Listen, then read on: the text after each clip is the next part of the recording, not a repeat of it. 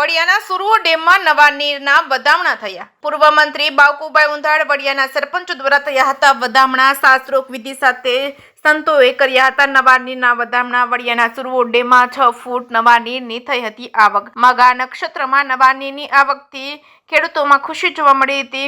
મઘા નક્ષત્રમાં વરસાદ પીવાના પાણી અને ખેતી માટે સમૃદ્ધિના નવા દ્વાર ખોલશે। કેસી ગુજરાતી સાથે રાજુ કારિયા વડિયા। અમારી બધી યુવા ટીમ અને સરપંચ એમના દ્વારા આયોજિત આજના વડિયા ડેમના જે નીર નવા આવ્યા છે એના વધામણાનો કાર્યક્રમ છે અને આ ટીમ અને ગામના આગેવાનો અને સંતો દ્વારા આજે વધામણાનો કાર્યક્રમ છે। આપ સૌ જાણો છો કે 15 ઓગસ્ટ અને જન્માષ્ટમીનો તહેવાર ગયા પછી 17 તારીખે મઘા નક્ષત્ર બેઠું। ગઈકાલે જ આમાં નવા નીરની આવક થઈ છે। મઘા નક્ષત્ર દરમિયાન સૂર્યનું પરિભ્રમણ ખૂબ મહત્ત્વનું હોય છે।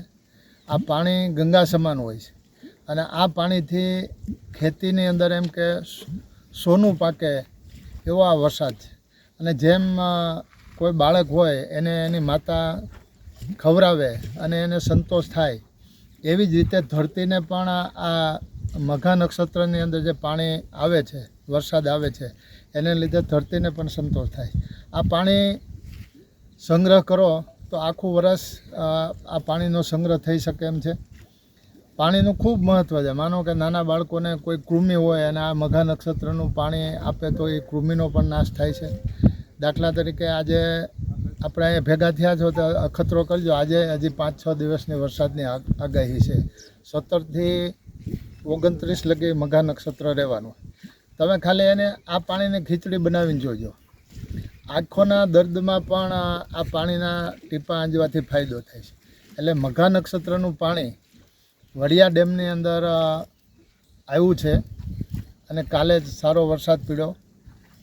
3 દિવસ પહેલાં પણ સારો વરસાદ પડ્યો ત્યારે બધા આગેવાનો ખેડૂતો ખૂબ ખુશી અને આનંદમાં છે। ત્યારે આજે વડિયાની અંદર આ ડેમમાં જે નીરના વધામણા અને પૂજનનો કાર્યક્રમ તમામ ગામ લોકો દ્વારા રાખેલ છે।